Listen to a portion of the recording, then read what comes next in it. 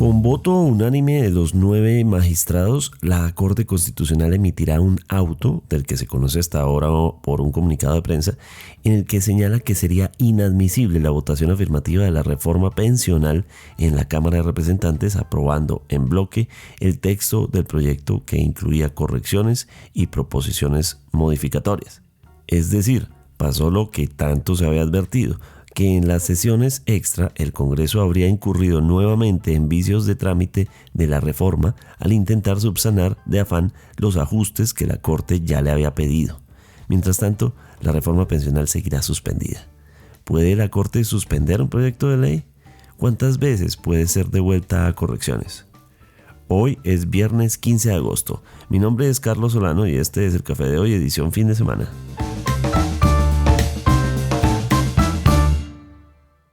El tiempo es un medio aliado de The Trust Project.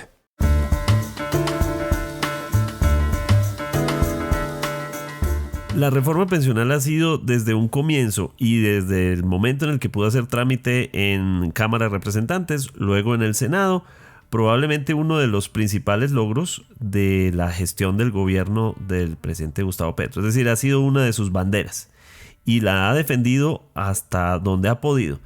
Pero en ese trámite, que advirtieron en su momento algunos representantes a la Cámara que había vicios de trámite que iban a terminar siendo inconvenientes a la hora de que la ley se convirtiera en ley y que pudiera ser aprobada por la Corte Constitucional en su momento, pues en efecto pasó lo que tenía que pasar.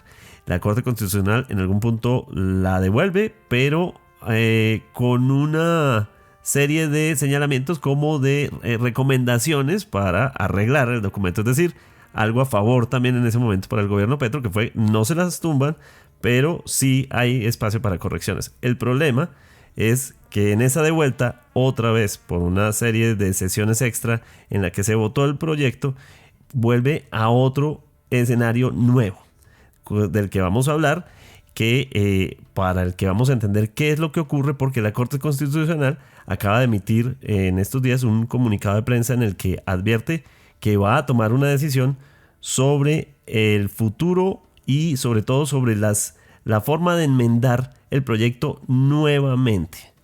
¿Cómo entender esto? Estamos con el profesor Juan Barrero Berardinelli, quien es experto en Derecho Público y Constitucional, ha sido conjuez, ha sido magistrado auxiliar, nos va a ayudar a entender bastante sobre este tema. Bienvenido. Carlos, ¿cómo te ha ido? Muchas gracias por tu amable invitación. Un saludo muy especial a tu notable audiencia. Muchas gracias. Queremos entender en qué punto está, porque digamos hay una notificación de que va a haber un auto de la Corte Constitucional que advierte que hay problemas nuevamente de trámite por lo que se votó en esas sesiones extra en Cámara de Representantes. ¿Cómo entender esto? Carlos, la situación es un poco como sigue. En la práctica de la Corte Constitucional, cuando se adopta una decisión, antes de que la decisión sea, primero es aprobada y luego es firmada, en el interregno entre la aprobación que se da en un cuerpo colegiado que vota en el marco de una sala plena, después de que se aprueba esa decisión, debe ir a firmas la correspondiente decisión, el documento en físico, y como una práctica de transparencia y publicidad con la ciudadanía, previo a la firma del documento que se convierte en providencia judicial, ya una sentencia, ya un auto, la Corte emite un comunicado de prensa en el que informa cuál fue el contenido de su decisión. En este caso, la Corte Constitucional desde el 27 de junio emitió el comunicado 27 de este año y a través de ese comunicado 27, con ponencia del magistrado Jorge Enrique Ibáñez Nájar, comunicó el auto 841/2025. En ese auto se pone de presente que la Corte Constitucional adoptó una decisión, pero no a modo de sentencia, sino a modo de un auto. Para que la ciudadanía pueda entender, la sentencia es la que pone fin a un proceso y un auto es un documento de trámite, es una decisión de trámite, es decir, todavía la Corte no ha emitido una sentencia final en este caso, y ese punto es muy importante, sino que es un mero auto de trámite. Y en ese auto de trámite, en esa decisión de trámite, la Corte se pronunció en cuanto a la entrada en vigencia de la Ley 2381-2024, que es la reforma pensional. La ley ya estaba completamente fabricada por el Congreso de acuerdo a sus procedimientos y una ciudadana demandó la norma. Acuérdate que en Colombia, a través de la acción pública de inconstitucionalidad, toda la ciudadanía indistintamente puede demandar las leyes. Entonces, la ciudadanía hizo opción, una ciudadana presenta una demanda de inconstitucionalidad contra la ley 2381 y esta ciudadana advierte, ojo, no cumplieron el procedimiento legislativo en el Congreso en debida forma. Ella lo que alega es que hay unos vicios de procedimiento en las votaciones. En particular, en esa demanda, la Corte encontró que en el segundo debate en la plenaria de la Cámara de Representantes, al parecer no se dio la suficiente deliberación. Esto significa que, de acuerdo con una ley que regula las actuaciones del Congreso, que puntualmente es la Ley Quinta del 92, no se hizo una votación suficiente, una deliberación completa que respete el principio democrático. Con base en eso, la Corte toma una decisión no de anular la norma no quedó anulada, la norma no fue declarada inexequible, la norma fue suspendida y devuelta al Congreso de la República porque la Corte considera que ese vicio es un vicio que se puede remediar, que se puede subsanar. Entonces le dice, Congreso, le devuelvo la ley para que usted nuevamente vuelva a revisarla y haga otra vez la votación en la que yo encontré un hierro. Y cuando esté lista otra vez, me la vuelve y me la manda y yo entro a determinar si usted subsanó en debida forma. Para ese trámite, la Corte Constitucional le da al Congreso 30 días. Hay un punto aquí que es muy importante para la audiencia, Carlos, y es el que tiene que ver con cuándo comienzan esos 30 días. Y ahí hay un espacio de confusión importante que la Corte debería precisar porque el auto en estricto sentido no ha sido notificado. El auto sigue en la Corte Constitucional, la decisión sigue en la Corte y lo que existe es el comunicado. Si el comunicado tiene efectos jurídicos, entonces los 30 días ya comenzaron a contar. Pero si me lo preguntas a mí, en mi entendimiento, todavía esto no ha cobrado efectos jurídicos porque la decisión como tal ni siquiera ha sido terminada de firmar y entregada al Congreso de la República a través de una notificación debida. Luego, una vez que llegue, a partir de ese momento, el Congreso contará con 30 días para rehacer la votación en la que la Corte consideró que se cometió un error democrático, un error de deliberación, enmienda ese error de deliberación y nuevamente lo debe enviar a la Corte Constitucional para que evalúe y en ese caso la Corte tendrá la última palabra para ahí sí decir una de dos cosas. Congreso, usted hizo su tarea y esto quedó perfecto, por consiguiente la disposición la norma es exequible, es constitucional, es acorde al ordenamiento en cuanto a trámites y perfecto, se convierte en ley de la República o le podría decir, no, Congreso, usted no deliberó adecuadamente y la norma es inconstitucional.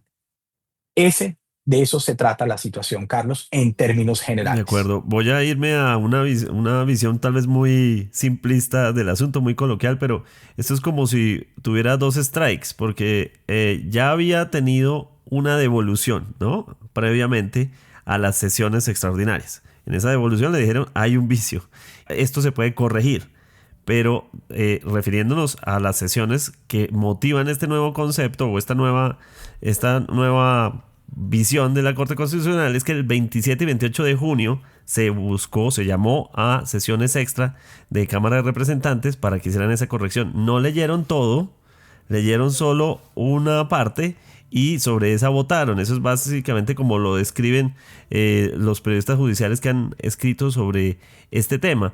Pero entonces hay otro strike. ¿Cuántas veces puede? Eso es como en el béisbol, es decir, ¿hay un tercer strike o esto se puede volver una y otra vez? Es muy buena la símil que tú planteas pero yo diría que el conteo de 3 strikes aquí no aplica porque lo que importa es que el vicio que se encuentre sí sea susceptible de subsanarse. A veces cuando la corte hace su examen encuentra un vicio que no se puede subsanar y en ese caso la norma se declara inconstitucional y deja de existir para el ordenamiento jurídico y se retira del ordenamiento jurídico, se suprime del orden jurídico, ya no existe en el ordenamiento esa norma porque el vicio es insubsanable. En la medida en que un vicio sea subsanable, pues lo puede devolver nuevamente. Yo creo que ya después de esto no habría lugar a que vaya y vuelva, porque cuando la Corte hace su revisión, hace una revisión integral y dice, voy a una ley de la República, para que un proyecto de ley se convierta en ley, requiere 4 debates dentro del Congreso, la comisión respectiva, la plenaria de la Cámara correspondiente, ya sea Senado o Cámara de Representantes, otra vez va a la comisión de la otra Cámara y luego a plenaria de la Cámara que no estuvo en el primer turno de votación. Y allí se convierte en ley de la República después de 4 debates que sufre dentro del Congreso de la República. En este caso, la revisión que la Corte hace es integral porque lo que se alegó fue un vicio de procedimiento y pues ya la Corte no tendría más que decir distinto a lo que ya dijo. Luego, si en este momento el Congreso, por ponerte un ejemplo, se notificara del auto, enmendara el hierro que la Corte encontró y esto se va a la Corte Constitucional, si se hace en debida forma, digámoslo de una manera coloquial también, si el Congreso hace su tarea de manera correcta, pues esto finalmente la Corte no podrá decir nada distinto, ok, se convirtió en ley de la República.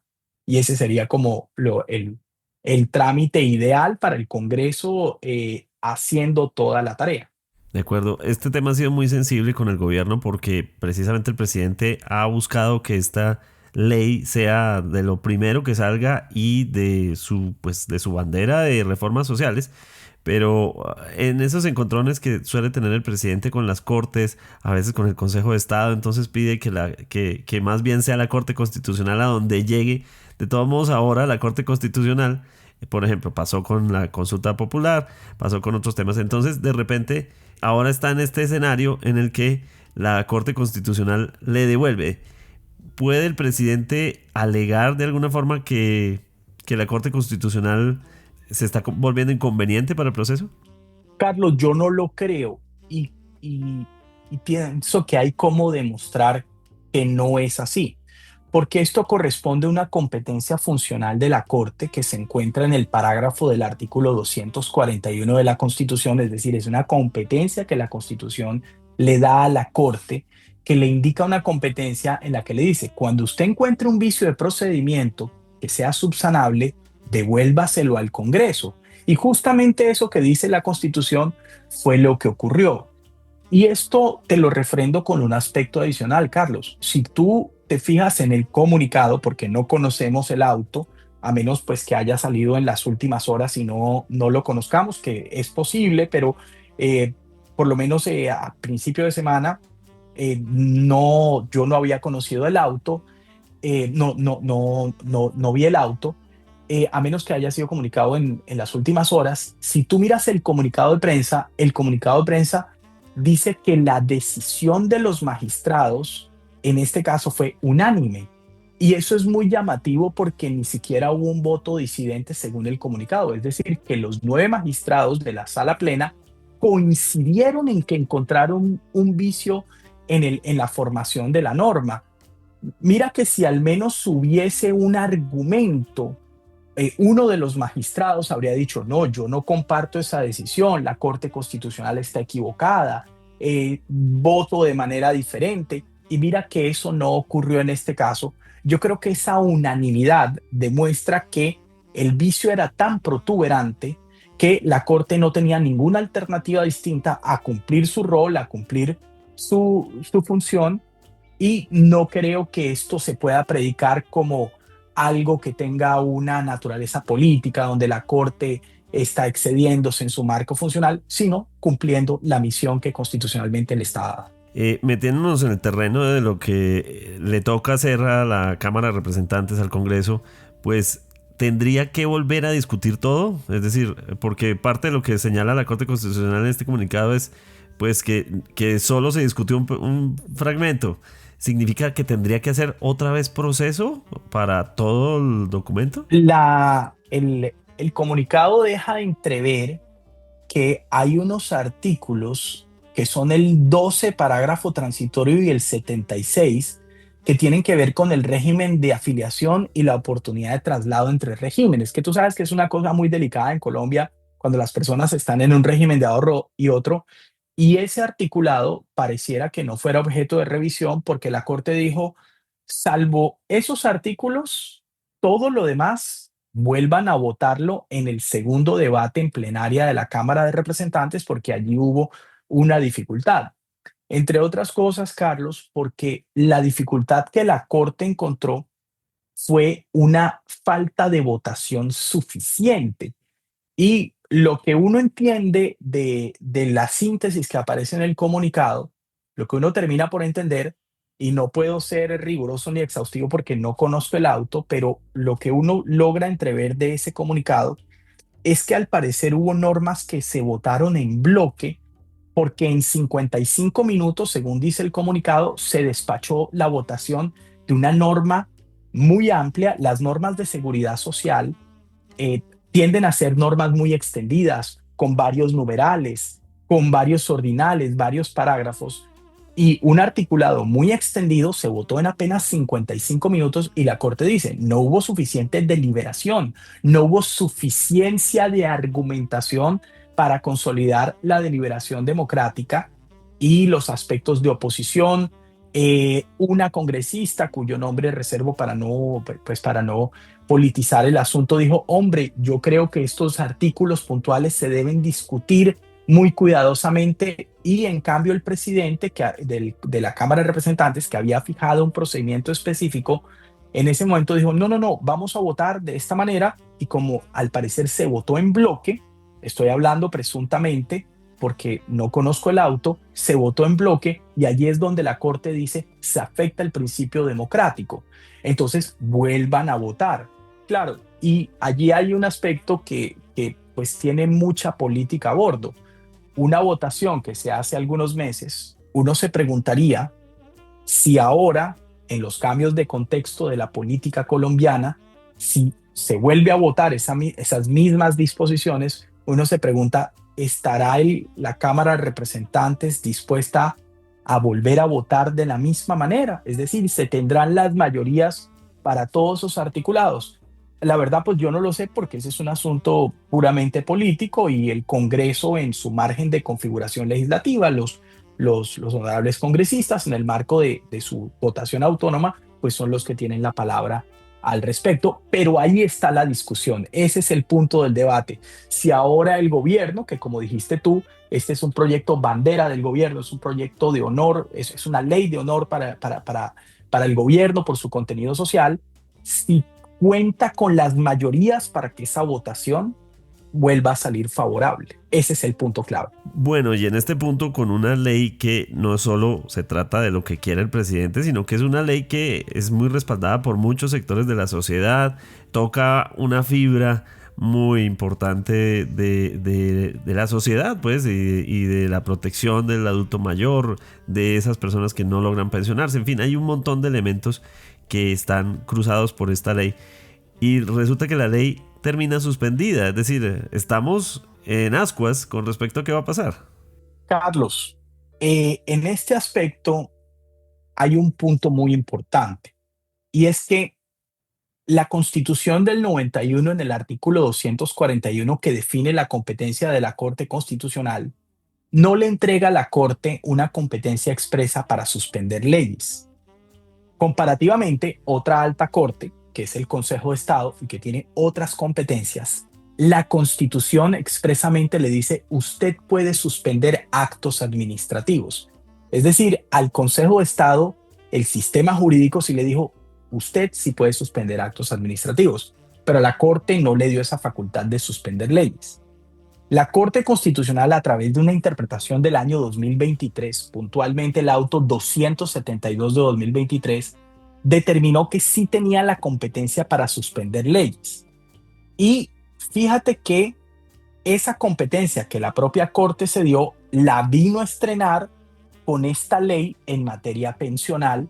La Corte suspende los efectos de una ley y estrena un mecanismo que es inexistente en la jurisprudencia de la Corte, es decir, desde 1992, que la Corte comenzó a operar, el 14 de febrero del año 92 hasta el día de hoy, la Corte nunca había utilizado esa herramienta de suspender una ley, y aquí termina por suspenderla. Una vez más llama la atención que los 9 magistrados estuvieron de acuerdo en el alcance de esta medida, según lo que entendemos del comunicado, y se estrena una facultad que la propia Corte se autoconfiere por vía jurisprudencial. Esto, desde luego, al margen de la posición que uno pudiera adoptar a favor o en contra de esa medida, lo cierto es que eso genera un debate porque frente al principio de pesos y contrapesos entre el Ejecutivo, el Legislativo y el Judicial, pues hay poderes que dicen eso es una extralimitación funcional, como lo podría decir el presidente de la República o el propio Congreso, y hay poderes como la rama judicial que dicen eso es parte de mi misión, porque si yo puedo anular leyes, con mayor razón puedo suspenderlas, si puedo lo más, puedo lo menos.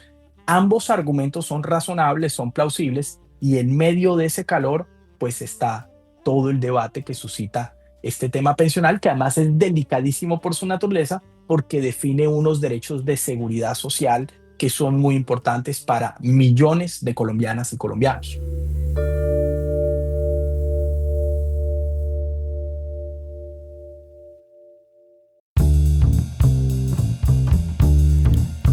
Gracias por acompañarnos en el café de hoy. Suscríbase en todas las plataformas de podcast y en el canal de YouTube de El Tiempo. Nos encuentran también en Instagram y en X como @podcast El Tiempo. Además, si quiere recibir a través de WhatsApp la notificación de cada nuevo episodio, sigue el enlace que se encuentra en la descripción o envíenos un mensaje con la palabra suscripción al teléfono 320-300-5327 y haga parte de la comunidad de El Café de Hoy. Mi nombre es Carlos Solano.